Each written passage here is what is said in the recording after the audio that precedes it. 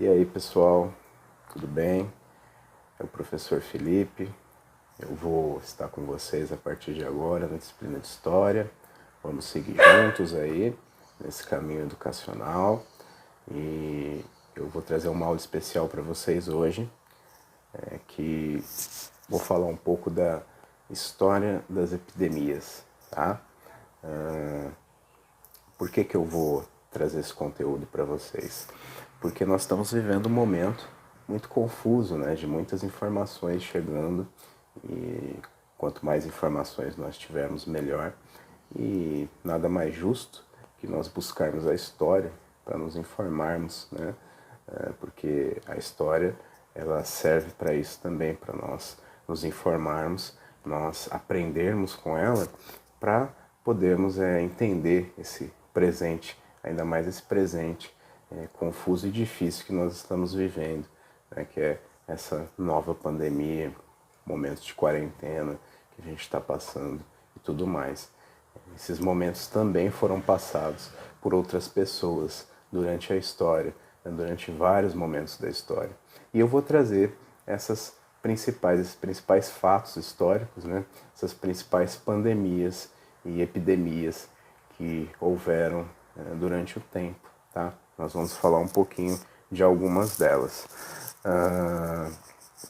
Então, o que a gente precisa deixar claro, eu acho que, primeiro, acima de tudo, a gente diferenciar essas três palavras que a gente ouve sempre, né, por aí, que é surto, epidemia e pandemia.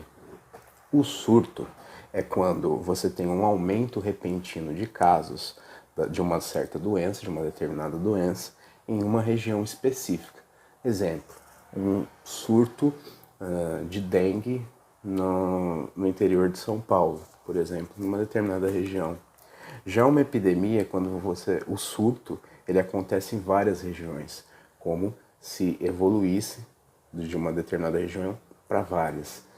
E a pandemia é quando essa epidemia, né, esse surto que se espalhou para várias regiões, essa epidemia se espalha pelo mundo. E aí se torna uma pandemia global, que é isso que a gente está vivendo hoje em dia, né? Nem sempre, né, as doenças elas foram classificadas, né, do jeito que a medicina classifica hoje em dia, né? Muitas vezes a população, por exemplo, por falta de informação, né, porque não se tinha informação antigamente como a gente tem hoje, né? A gente tem a internet, né, os livros, as revistas, os jornais, os artigos científicos, os dados, né? E antigamente não se tinha isso. Então, por essa falta de informação, as pessoas classificavam essas doenças como peste, né? Mas muitas vezes não era peste. Era febre tifoide, por exemplo, ou cólera, varíola, várias doenças, mas eram chamadas, em sua maioria, geralmente de peste, no senso comum, tá? Historicamente, o primeiro registro histórico que se tem é bíblico. É bíblico de um povo que foi infectado por uma doença que os historiadores e especialistas acreditam ser peste bubônica, porque os escritos relacionam a doença a ratos. E também tem relatos de um livro hindu muito antigo que também menciona essa doença relacionada a ratos. Então são os primeiros relatos que a gente tem de epidemias no mundo, os primeiros registros, perdão, que a gente tem de epidemias pelo mundo, né? E aí depois a gente vai ver as principais epidemias que são registradas e ocorridas de fato, né, no tempo e na história. A gente vai começar vendo a peste de Atenas, que começou em 428 a.C. Depois a gente vai ver a peste de Siracusa, que foi em 396 a.C. Depois a peste de Antonina, que foi no século II depois de Cristo, mais ou menos. Depois a gente vai ver a peste do século III. A peste do Justiniana foi em 542 depois de Cristo, mais ou menos. Por fim, a peste negra, que é a mais famosa, né? Foi no século XIV.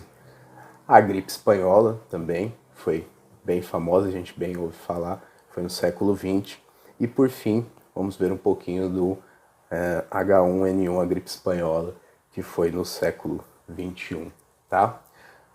Então é isso.